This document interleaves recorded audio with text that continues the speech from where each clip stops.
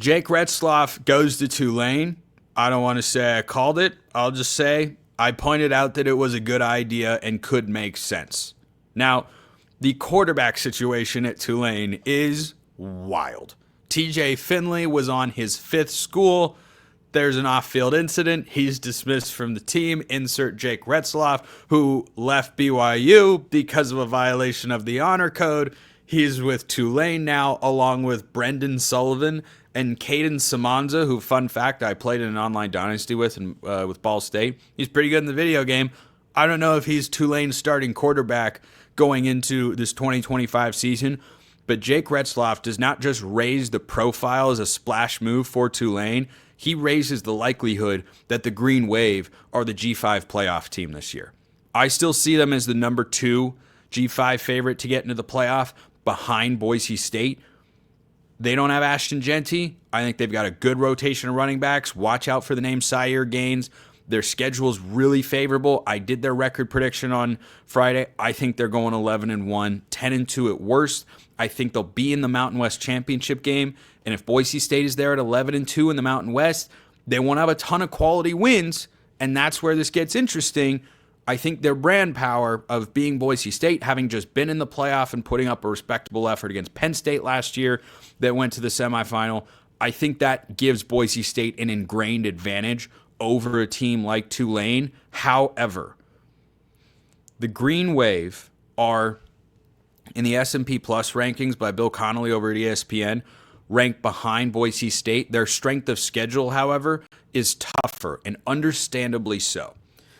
Retzlaff being there is, I think, such a good move. You know, Brendan Sullivan or Caden Samanza, like, Retzlaff should be the guy.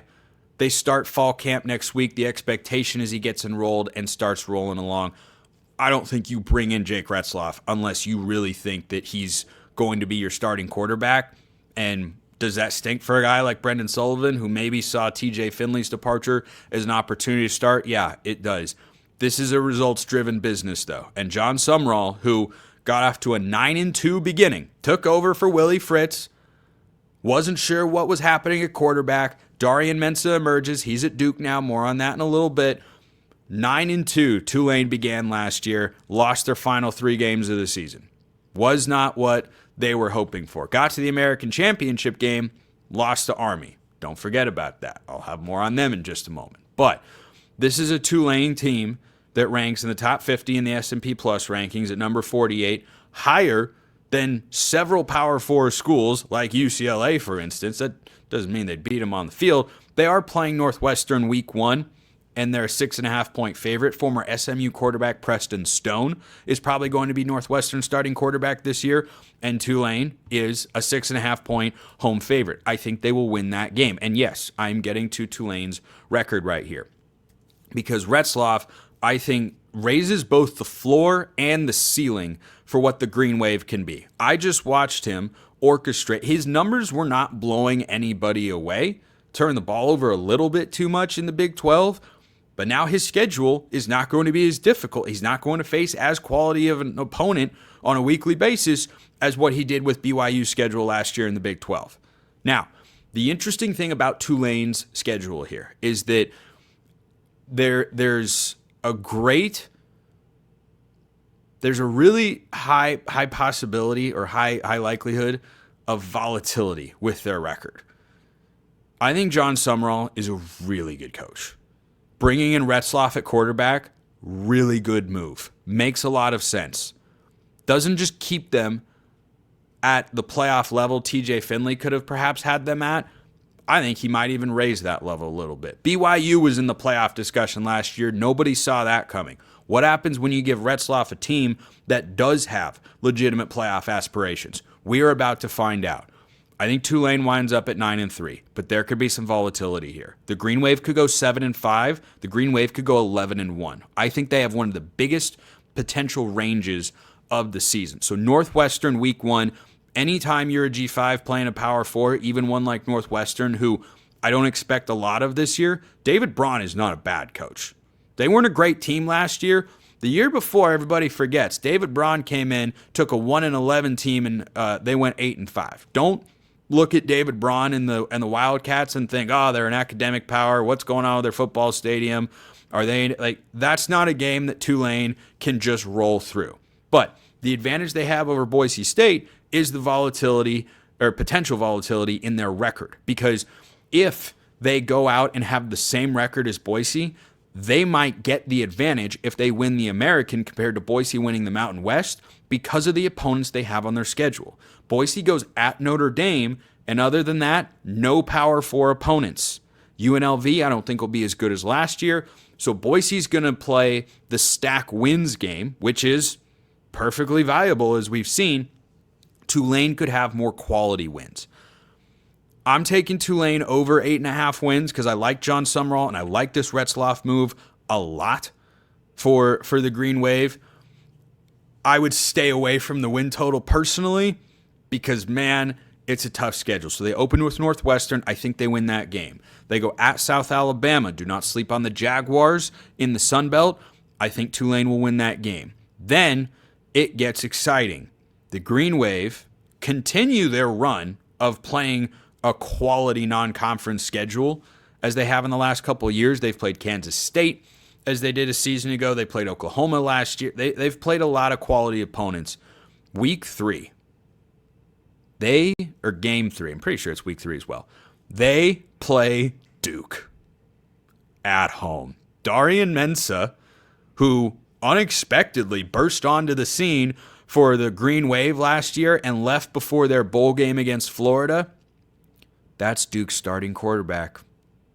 He got a lot of money to go there. Now he's going to come back at the school that made him into a transfer portal candidate for a Power 4 school, for Manny Diaz going into year 2, trying to establish something. I tell you what, if you are a Group of 5 football fan, you are going to be dialed into that game.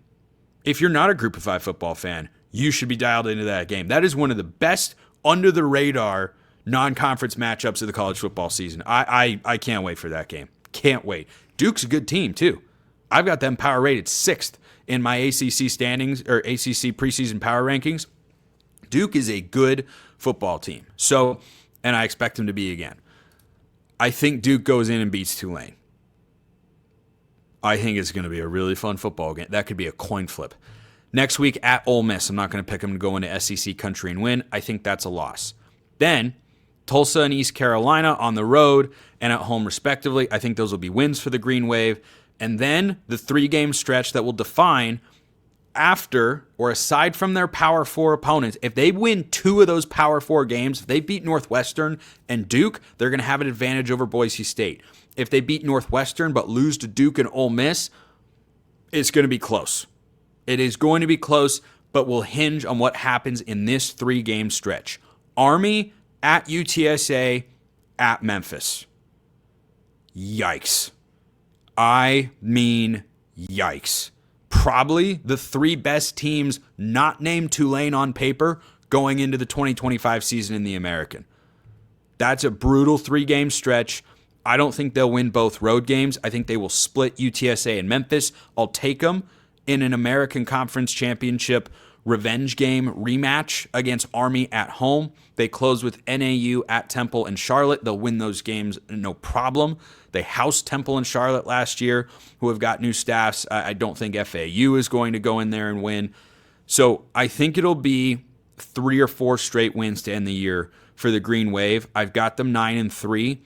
If they make the American Championship game, which in this scenario they probably would, unless UTSA and I don't think they could have one conference loss and not make the championship. I don't know. Tiebreakers can get weird and crazy and such. If they get in there and win and they go 10-3, I don't know. I don't know if.